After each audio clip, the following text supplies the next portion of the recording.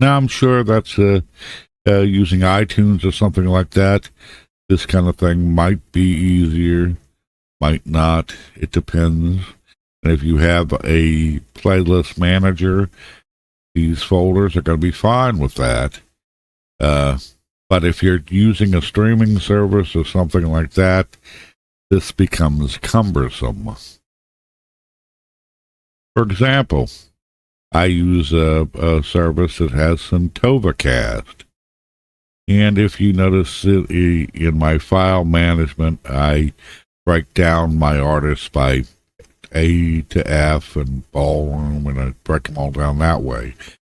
Names M through R and S through Z. I don't want to have all my files of 1,500 of them or 1,200 of them, whatever, in one folder. It's just really hard to manage and get things over into a playlist.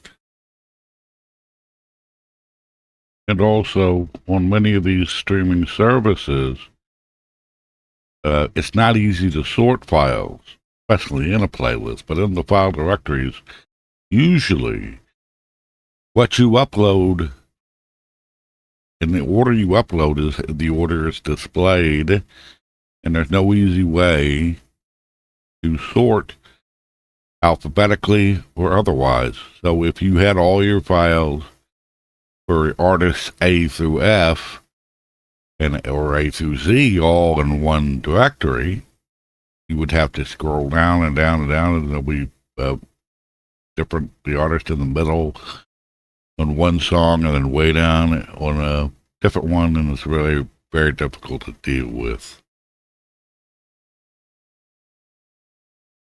Now, when I'm in my Centova Cast, I'm going to see how I'm going to update my playlists, individual playlists.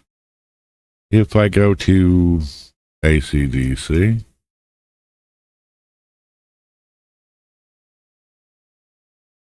it really doesn't do anything. I can't open that up or do anything. I'd have to search.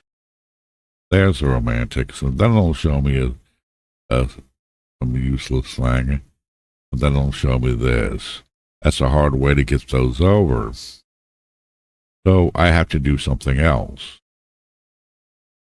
I have to browse by folders, and if I had everything in one place, it would all be down there. And I wonder if you didn't have a file name that showed you the year and the genre. It'd be hard to make into, specialized playlists from that. If I go here, it shows me all this, and I can drag them over as I want, and then I go down to the next one, and I can do it this way. And so that makes it a lot easier to do. But let's go to the file manager. There I am. Now let's say I wanted to go to my test folder and say upload. And I want to select the files.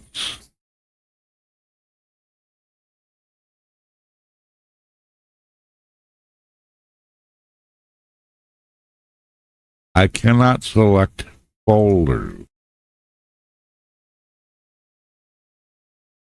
And that's one of the problems with these kind of services. And because you can't really select folders to drag over, you have to do the files individually. And so if all my files are separated into individual name folders, I'm going to have to basically go to each folder, upload the files I want from each artist folder. And I can't do it in one batch. And so that'll take me forever to sort that through. And also, if I were to FTP to the server, I could probably drag all my folders over and would create the folders for the artist name and put that in there. But that becomes a problem when you're trying to manage it. So how would I deal with this with all the setup I already have? Well, let me show you. Let's go back into program and begin. I've loaded everything up, a new batch, reprocess it again, and I go up, and here I'm going to change some things here. I'm going to change the album name pattern. I'm going to take off the folder name as artist. Or I'm going to put it back or whatever. But I'm going to take that out completely. I could go down and select something else, put in here.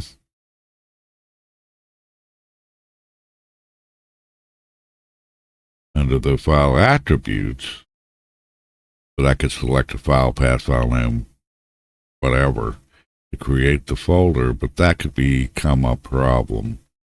If you get it the wrong thing, the parent folder name and the path, it would do it like that. And but I'm going to go ahead and show you how that's done. I'll leave that alone here. Uncheck the compilation.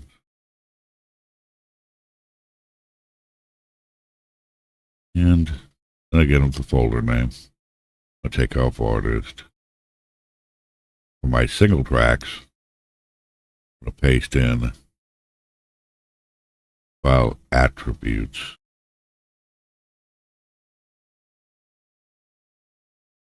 And compilation, I'm going to take that out and put that in there too.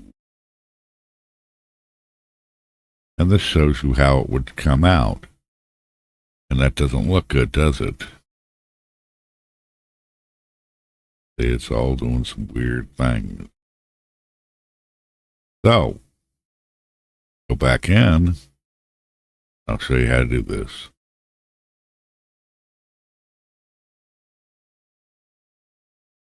That's the file attribute. Take that off. Down to file attributes.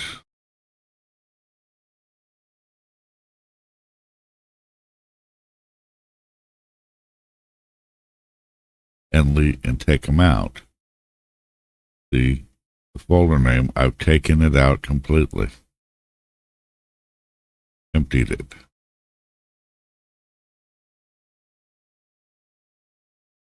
And I've done the same with the compilation. Taken out, use the advanced name pattern with a folder and taken it out and left it bare. Empty. And that will put everything in my main folder. There we go. This is how it's going to output to my new folder. But I forgot to do one thing. Check this. Got to also uncheck to create this separate subfolder. Got to make sure that's done. There I am. And in my folder, it puts everything out into one folder. So it's another copy that I could use for uploading my streaming services, and I don't have to go through all this stuff. Or if I just want my folders set up like this, I can do this. And pretty simple. I'm putting 1011 audio files into the destination folder, copying them, not moving them. And there we go. The artist that's where it printed out my originals, and this is where my outputted copies go, so I can put them up to my streaming services.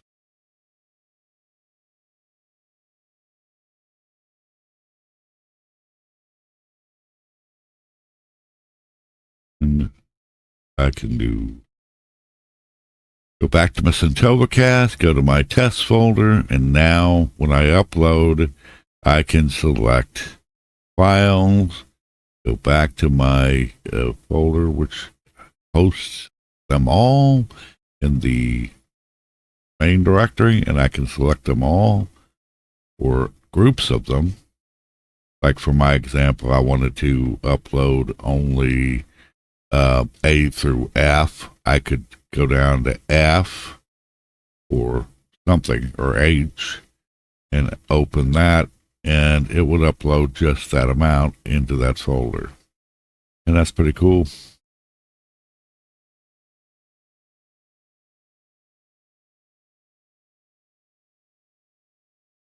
Bring it A through F, and then G through L, and M through Z, or whatever else I want. And I can make individual folders for my ballroom output, for my instrumental, Latin, and everything else. So it's really pretty simple to do once you get that done.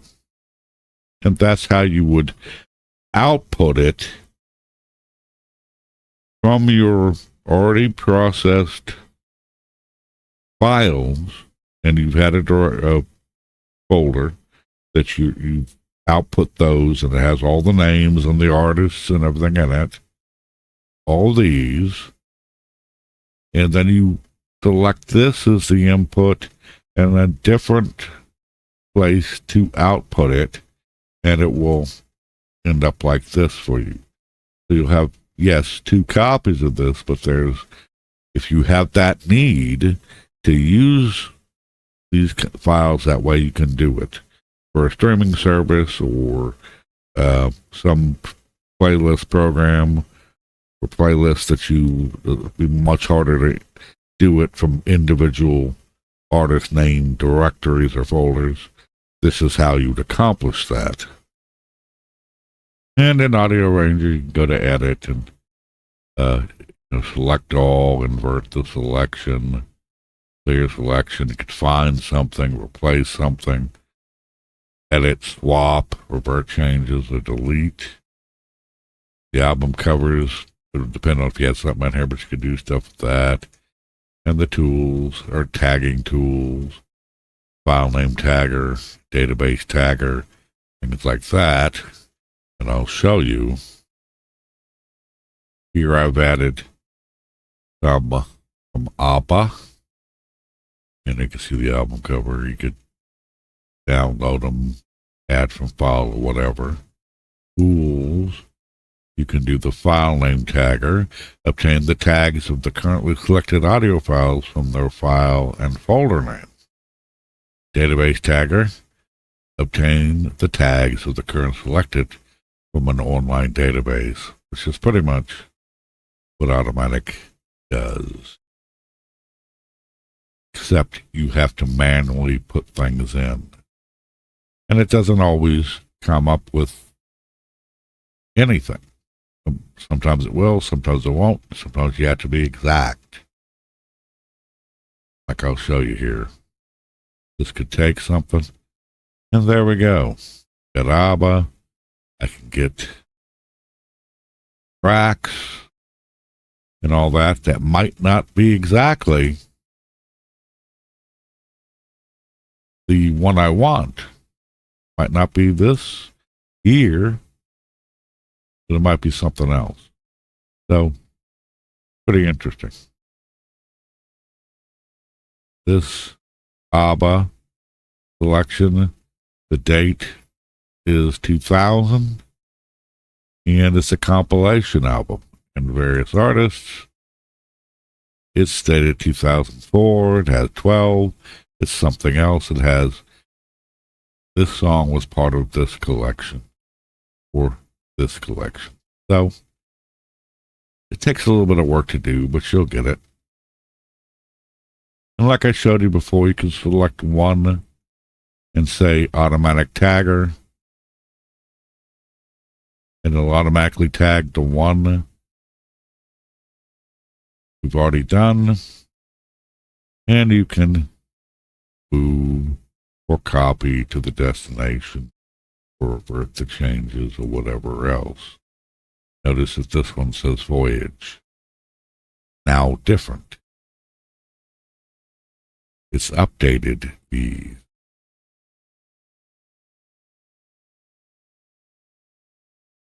And I suspect that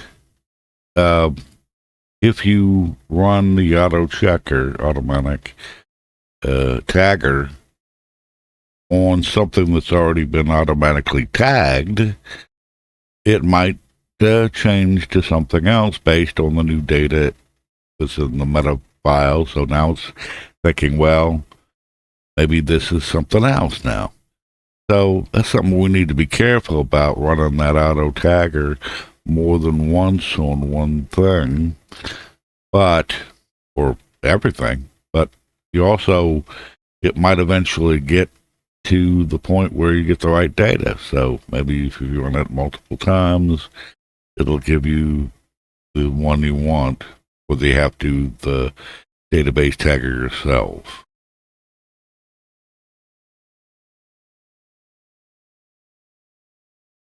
So selected something else, and let's put a release date of 2021. It's going to be interesting. Like I said, the file you have on your computer might have come from one album. It was ripped from one album, a compilation album, but these music brain things and all that might have the wrong information. So I'm going to revert the changes, and it went back to what it was.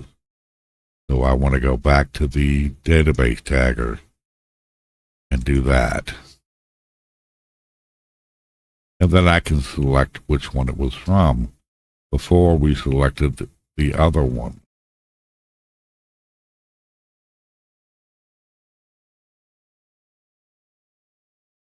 So it's a bit of work.